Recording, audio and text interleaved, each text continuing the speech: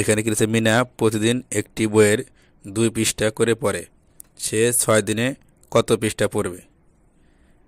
তাহলে মিনা প্রতিদিন পড়ে কয় পৃষ্ঠা? 2 পৃষ্ঠা। তাই 6 দিনে কয় পৃষ্ঠা পড়বে এটা আমাদের বের করতে হবে। তাহলে আমরা কী করবো, এখানে গুণন করতে হবে। দেখো, মিনা প্রতিদিন পড়ে 2 পৃষ্ঠা করে, সে 6 দিনে পড়বে কয় পৃষ্ঠা? তাহলে 2 গুণন 6 সমান 6 দুগুণে 12 পৃষ্ঠা।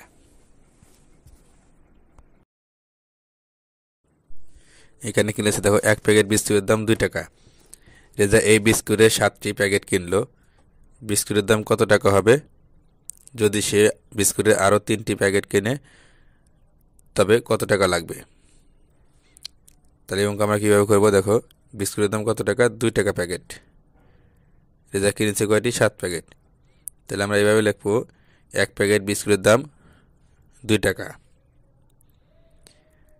7 প্যাকেট বিস্কুটের দাম 2 গুণন 7, 7 দুগুণে 14 টাকা। যেহেতু 7 প্যাকেট কিনেছে আমাদের 7 প্যাকেট দাম আগে লিখতে হবে। তাহলে বিস্কুটের দাম কত হবে? 14 টাকা। এবার কি বলে দাও, যদি সে বিস্কুটের আরও 3 প্যাকেট কিনে তবে কত টাকা লাগবে? তাহলে প্রথমে কিনছে কয় প্যাকেট? 7 প্যাকেট। তাহলে আমরা কি লিখবো, রেজা বিস্কুট কিনেছে 7 প্যাকেট, আরও 3 প্যাকেট কিনলে বিস্কুট হবে 7 যোগ 3, 10 প্যাকেট। তো 7 প্যাকেট যেহেতু কিনছে আর 3 প্যাকেট কিনলে 10 প্যাকেট হবে। আমরা 10 প্যাকেট আগে বের করে নিলাম। তাহলে আমরা এই 10 প্যাকেট দাম কত হয় বের করে দেখো, 1 প্যাকেট বিস্কুটের দাম কত? 2 টাকা। আমরা লিখবো 1 প্যাকেট বিস্কুটের দাম 2 টাকা।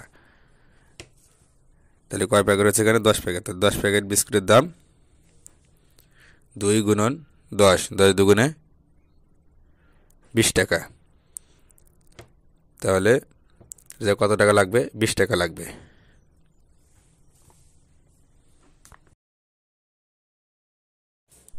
প্রিয় ভিউয়ার্স, দ্বিতীয় শ্রেণীর অঙ্ক বিষয়ে ধারাবাহিক ভিডিও পেতে আমাদের চ্যানেলটিকে সাবস্ক্রাইব করে রাখুন এবং আপনার মূল্যবান মতামত কমেন্টের মাধ্যমে জানিয়ে দিন। ধন্যবাদ।